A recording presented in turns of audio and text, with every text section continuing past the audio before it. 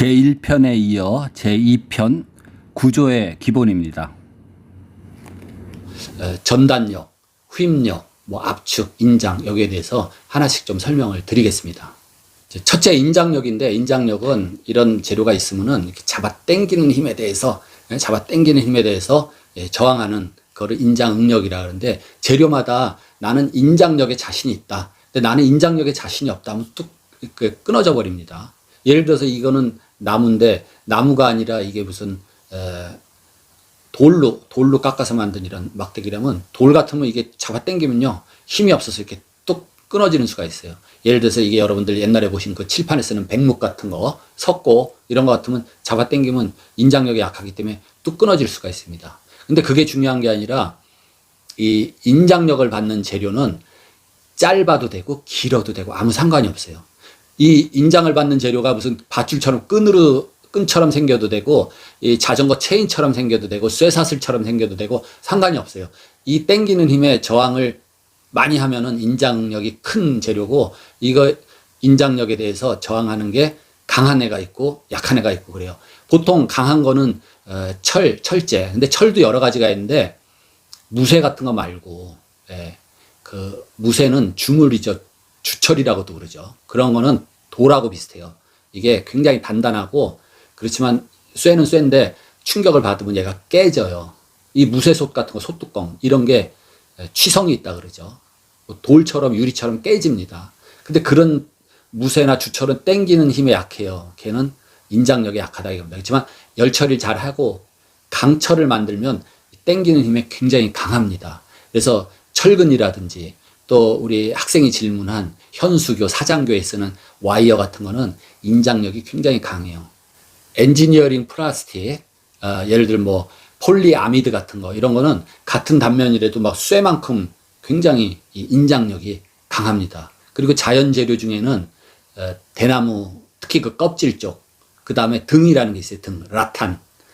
등나무라 그러는데, 우리 이 넝쿨 져가지고 거기 보라색 꽃 피고 그 등나무하고 다릅니다. 한자 자체가 달라요. 등이라고, 라탄, 그 등공에 가구 만들고 엮어서 만드는 거, 그 등이라는 게 있는데, 걔는 대나무하고 달리 안에가 뭐가 꽉 차 있죠. 근데 겉에 껍데기 쪽으로는 굉장히 질깁니다. 우리가 그 강도 중에서 비강도라고 하면은, 이 강도를 강도를 비중으로 나눕니다. 그러니까 무게에 비례한 강도가 얼마나 세냐, 그걸 비강도인데, 이 비강도로 따지면은 같은 무게의 철보다, 같은 무게의 강철보다 4-5배나 더 세요. 뭐가?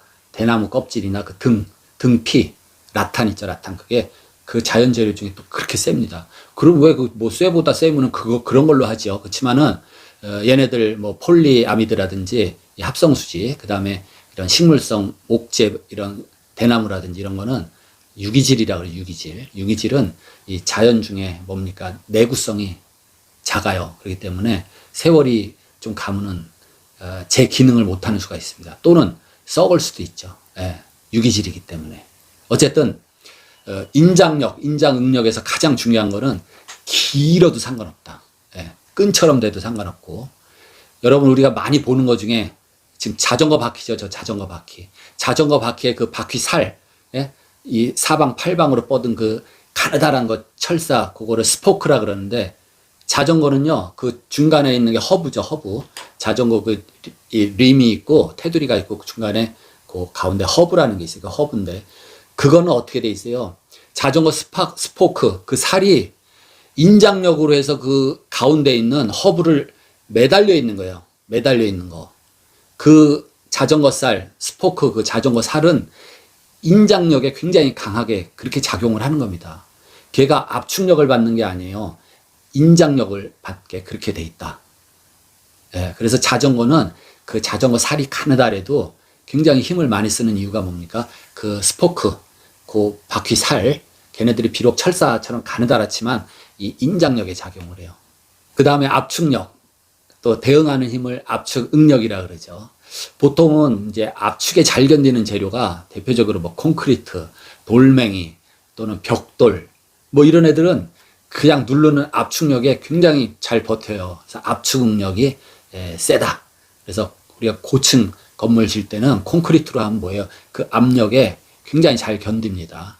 그 대신 이 콘크리트라든지 돌이라든지 이 벽돌 같은 거는 또 휨이라든지 휨으로 인한 인장력에 굉장히 약합니다. 그래서 주로 압축력을 받는 데는 얘네들을 잘 갖다 배치하면은 힘을 잘 써요.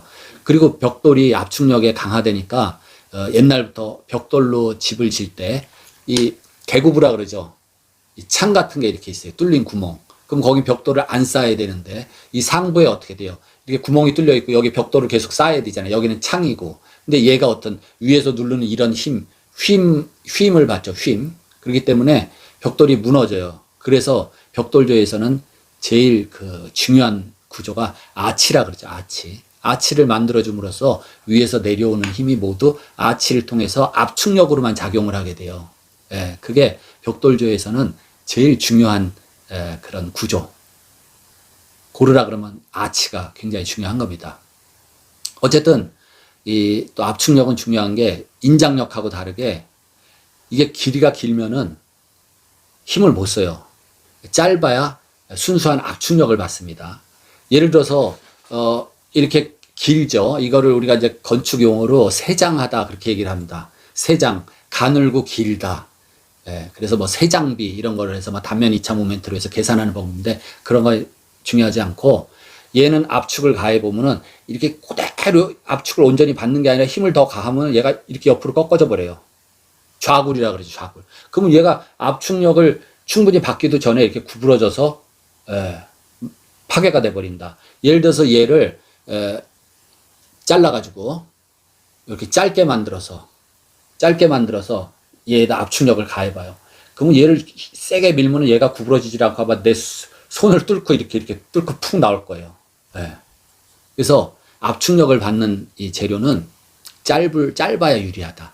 이게 짧아야만 온전한 압축력을 받는다. 이게 길어지면은 압축을 받기 전에 구부러져 버린다. 좌굴이라 그러는데 좌굴돼 버린다 그럽니다.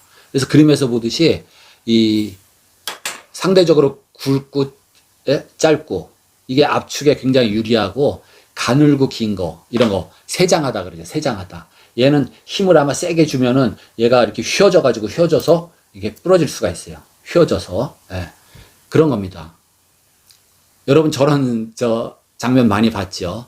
뭐 생쇼들을 하는데 힘 자랑하느라고 저거 아마 저 사진이 북한 분들 이제 시범하는 그런 것 같은데 여러분들이 해도 돼요. 한번 해보세요. 저게 이 철근이라는 게 자기 무게 이렇게 해놓으면 자기 무게로도 휘어쳐져요. 저렇게 가느다란 거는 여기 목에다 대고 누르면은 이 목이 뚫어지지가 않고 그냥 그 전에 휘어져요. 예, 별거 아닙니다. 여러분들 해도 막 웬만한 분들은 다 저런 쇼를 할 수가 있을 것 같아요. 근데 저 철근이 저렇게 길질 않고 이렇게 한 50cm, 1m 이렇게 짧은 거 가지고 해봐봐요. 그럼 여기 목에 빵꾸가 나겠죠. 저건 순전히 휘오지 좌굴돼 버리는 겁니다. 휘어서 그냥 철근이 이렇게 휘어지는 거지 저 철근이 빳빳하게 버티고 있으면 되겠어요. 여기 이렇게 뚫어지죠. 예. 그렇듯이 이 압축을 받는 이 재료는 짧아야 유리하다. 근데 뭐 여러 가지 있어요. 또 기둥이 있는데 기둥 중심에 딱 힘이 와야지 또 기둥 이쪽 한쪽으로 편심하중이 걸리고 뭐 이런 복잡한 계산인데 그런 거 다 이제 골치 아프니까 필요 없고 어쨌든 이 압축을 받는 재료는 짧아야 유리하다. 그래서 또 계산을 했습니다. 자, 여러 가지 이 압축 재료는 이쪽 끝단이 있고 여기 끝단이 있죠. 양단부입니다. 끝부분을 단부라 그러는데 그림에서 보듯이 이 압축 재료가 자 이게 전체가 길이가 1이라고 봐요.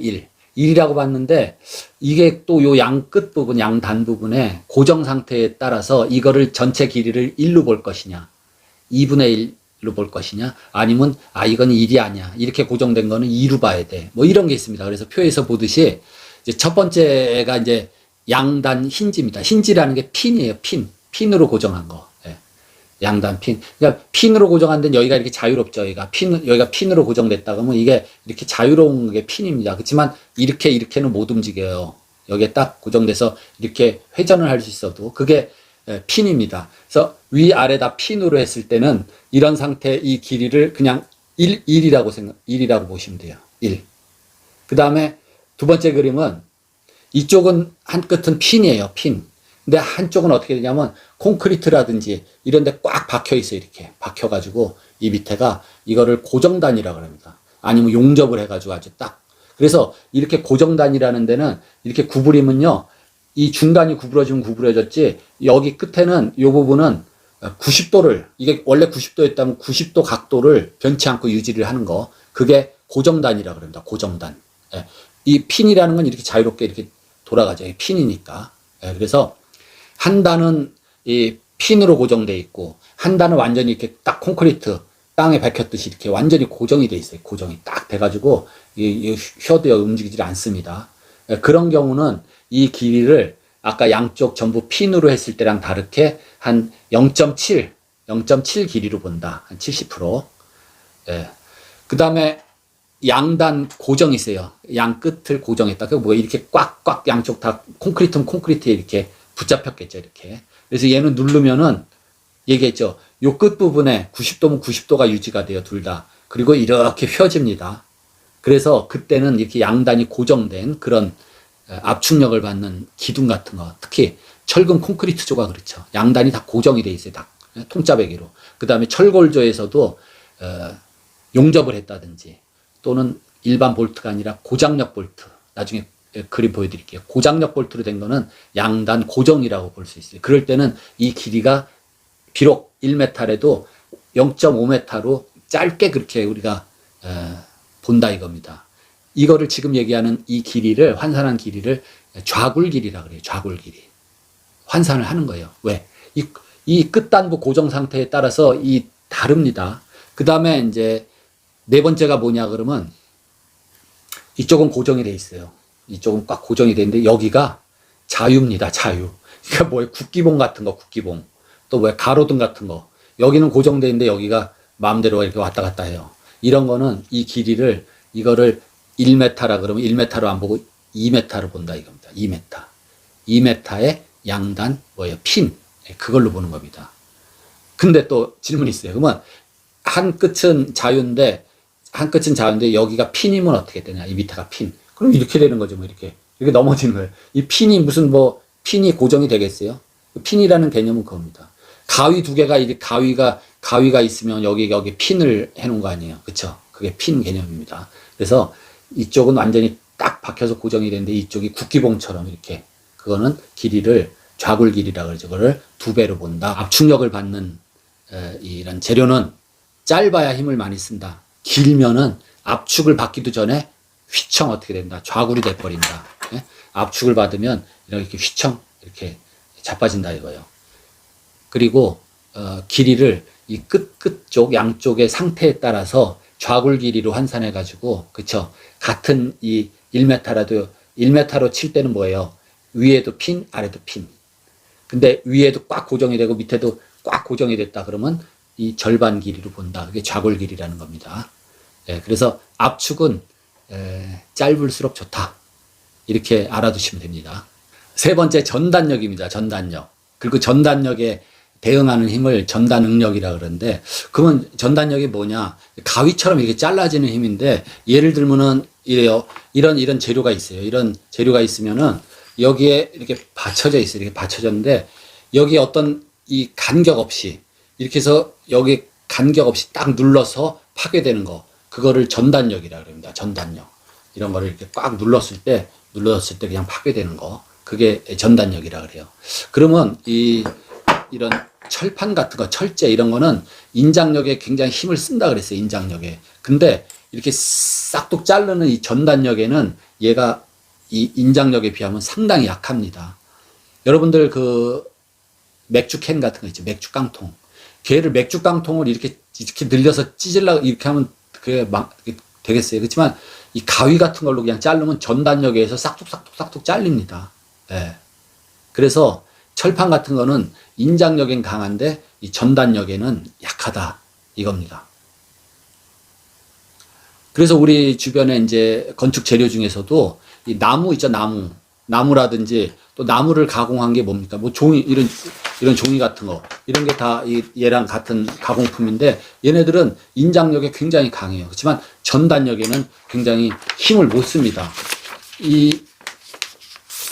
이게 펄프 나무 가공품이죠. 근데 비록 종이 한 장이지만은 이거를 내가 이렇게 해서 끊으려 그러면 굉장히 한 50kg? 50kg 정도의 이 힘을 줘도 안 끊어져요. 안 끊어지는데. 이게 전단력이라는 게 틈 없이 약 한 1kg. 예? 이런 힘으로 파괴가 돼버려요. 그래서 이렇게 잡아 당겨서 끊는 이게 인장 파괴가 됐다면은 이 틈이 없이 이렇게 가위처럼 이렇게 틈 없이 이렇게 하는 거를 전단 파괴다. 이렇게 이해를 하시면 됩니다. 그래서 일단 복합적으로 작용하는 힘에 대해서 얘기를 드릴게요. 그 다음에 네 번째가 이제 굽힘력이죠. 굽힘력. 휨. 휨이라는 건 여기를 받쳤을 때 여기 턱으로 제가 눌렀을 때 이렇게 여기 받치고 턱의 무게, 머리 무게를 이렇게 내려갑니다. 이게 휨인데 이런 거에 굉장히 잘 버틸 수 있는 게 휨 응력이라 그래요.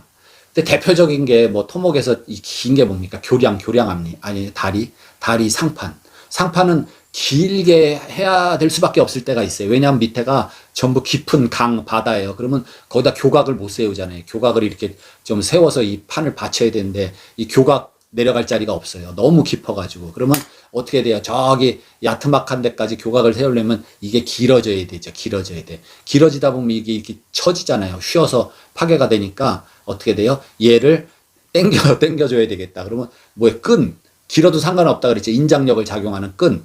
그 끈으로 이렇게 매다른 게 현수교나 사장교입니다. 현수교라는 거는 그림에서 보듯이 지금 저게 밑에 교각이 있고 교각 위로 주탑을 세워요. 주탑을 높게 세우고 이 주탑은 압축력에 작용하는 겁니다. 압축력. 오로지 주탑을 이렇게 누르는 힘, 이 힘에 누르는 압축력에 작용을 해요. 그리고 주탑에다 어떻게 돼요? 이쪽으로나 쏠리지 않게 양쪽으로 케이블, 그 메인 케이블이라 그러는데 메인 케이블은 엄청 굵죠. 멀리서 보니까 끈처럼 보이지만 가까이서 보면 이런 와이어를 뭉쳐가지고 막 이렇게 굵은 그 강철, 와이어, 철선, 뭉치 그게 이제 주 케이블, 메인 케이블이 가고 그 메인 케이블에 또 이렇게 가느다란 케이블들이 현수교라 그래서 이 교량 상판을 다 매달아 놨어요. 사장교는 다른 점이 뭐냐면 주탑이 딱 있어요. 지금 주탑에서부터 전부 여기서부터 보여. 각도를 달리해서 끈을 경사진 그런 와이어 그걸로 만든 게 사장교입니다. 제가 직접 그린 그림인데 한번 보세요. 이 A번 그림은 예를 들어서 이런 단면에 그냥 쇠로 만든 보. 양쪽 그 삼각형 보라색으로 받친 게 이렇게 받침점 위에 받침점을 놓고 가로로 놓고 가운데다 힘으로 눌렀어요. 그러면 그게 이제 집중하중이라 그러는데 가운데 집중하중. 그 위에다가 뭐예요?